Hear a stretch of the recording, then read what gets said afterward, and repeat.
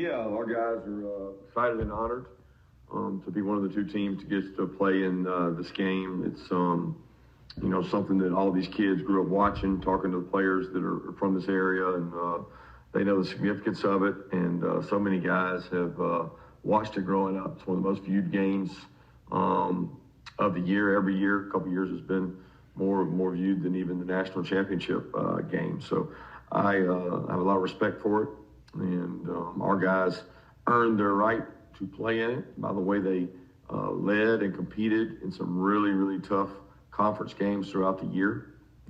It's a goal of ours each year to make this game, and we're excited. We're going to play a really talented Alabama football team. A lot of respect for Coach DeBoer and the job they've done, and they've gone through a really, really tough season as well in terms of the teams they played, even through last night. So both teams didn't back their way into this thing.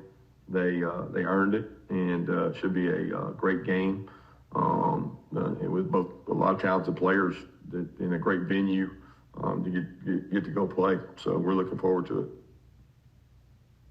Coach, we'll begin with Jordan Hill of Dogs 24/7. Yeah, Kirby, just wanted to see if you had any further update on Drew. No more update. We're still looking into things with him. And then just a second question. A couple days removed from Friday, how did you evaluate how Gunner played in that game against Georgia Tech? He did some good things. He made some good decisions. He had some a couple times he had some pressure in his face where we probably missed some guys that were open that he's got to navigate the pocket a little better, or just get rid of it, and try not to take a sack. Thought he forced the one ball for the interception, but that's not like him. So he probably played better than I actually thought after the game. And his, the ability of the offensive line and the run game really helped set the tone for the first half. And then, the second half wasn't as good, and they did some different things to hurt us. Next, we'll go to Mike Griffith of the AJC. Kirby, I know that first Alabama game was long time ago. You think about your journey. If I were to ask you maybe some of the biggest changes in your Georgia football team since you last met Alabama, where would you start? Man, I don't know.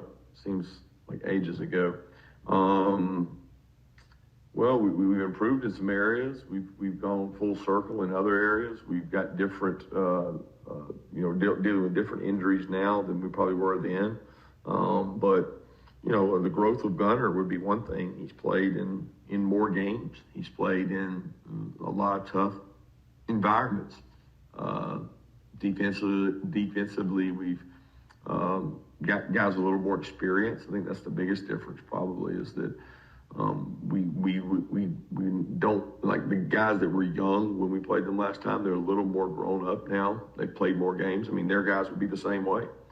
So you grow and get better as the year goes on. You get more comfortable with who you are, and you tweak some things. We've moved some things around and tried to make some things better. Just to follow up, I know we talked about the calendar with early signing day, and then of course the portal. Could there be a more challenging time to be changing head coaches than right now when you look at all you have on your plate? How demanding would that be? I mean, if you're not playing a game, it's not that demanding. I think it's the playing the game and everything we've got going on. You put this game and you put, the playoffs along with any conference championship, along with the signing class and the portal. That's really hard. When you talk about someone coming in and take over a program, if all they're doing is managing the roster, they're probably ahead of the rest of us that are playing. It's, you only have so many candles in the fire that you can burn, and you can't do everything at once.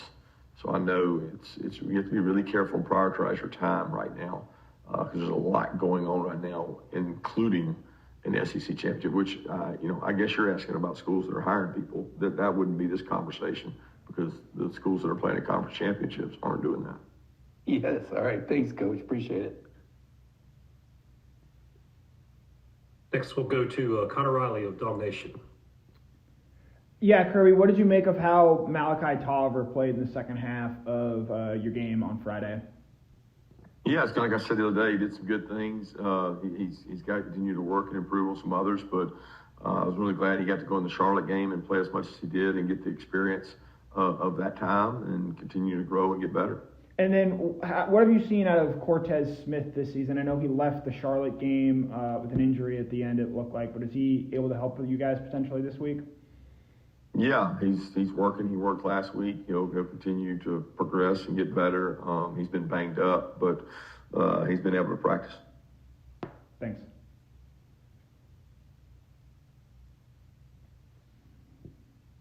Next, we'll go to Charles Odom of the Associated Press.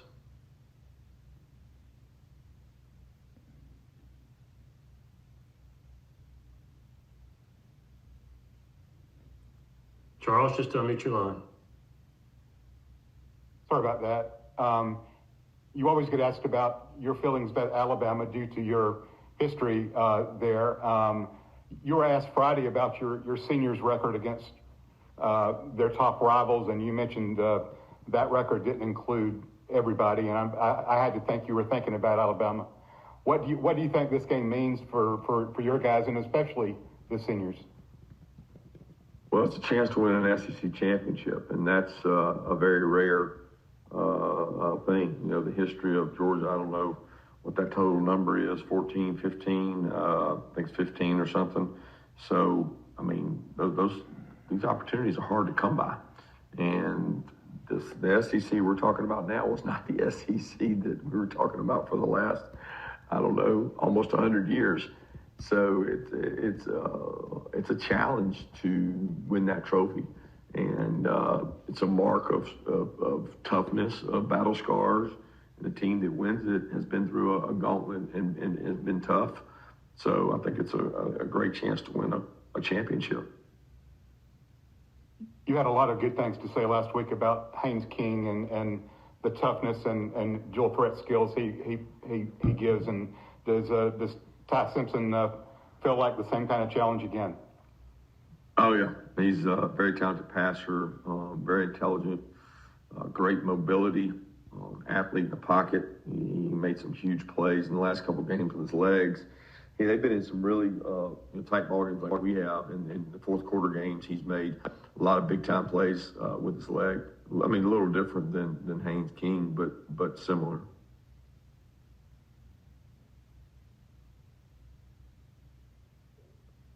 Next will be Anthony Dasher of UGAsports.com. Hey, Coach, another center question for you. Is there anybody else besides Cortez and Malachi you could give a look to at that position, or just not enough time to do that? We've had other guys snap during the year. During training camp, we always do multiple guys playing it. We've had other guys repping there. Glover, Micah has been in there and done some things, and so has Glover. But we feel good about the guys we have there that have played it the most. It's not a position that you want to be changing out a lot. Sure. And just a quick follow-up, I mean, whoever winds up playing, soon we have to deal with Tim Keenan of Alabama, just the challenge of that. He's one of the best in the country.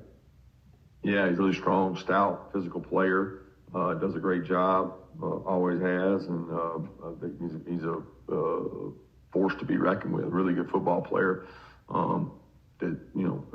Regardless of who's there, Drew, whether it's him, Cortez, Malachi, Donnie, whoever it is, we got to block the people in front of us. And a lot of times in the offensive line, it's not a single block all the time. So there's guys that can help you there. I appreciate it. Next will be Graham Coffey of Dog Central. Kirby, I'm curious if any chance that Kyron Jones or Talon Taylor will be available for you guys this week. Not sure yet. Still working through that. We haven't practiced and haven't done anything since Friday. Thank you.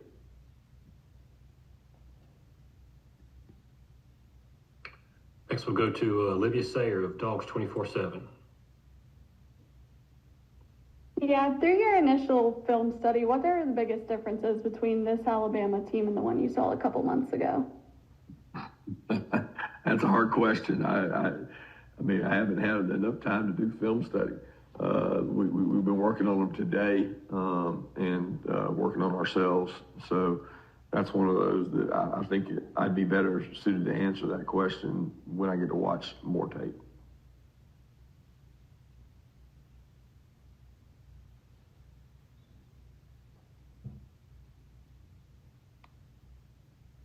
Next will be Trevor Ditton of WAY 31.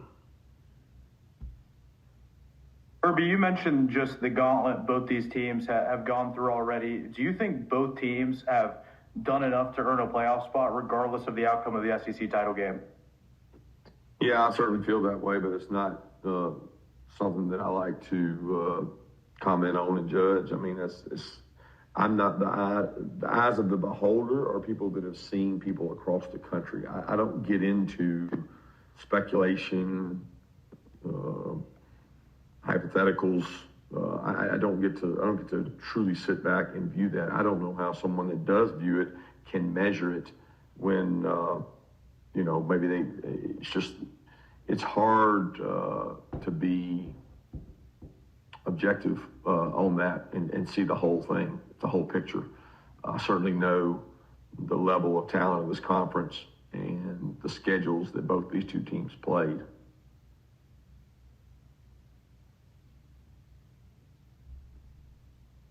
All right, we'll go to Steve Moulton of WZZN.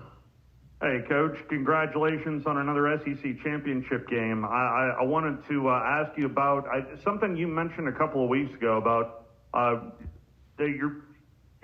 moving forward that the lack of experience teams are not going to be as old as they have been on your roster. I'm wondering maybe how you've dealt with that, and maybe this year in particular, how much have you seen your team grow throughout this year, Coach? Yeah, you just have to be ready to play more young guys, and you have to have a little more patience for anxiety, mistakes. They're just not. I mean, young guys don't always play with great conviction and without mistakes, and so there may be talent there. They have to get through those, and the best way to get through them is play through them.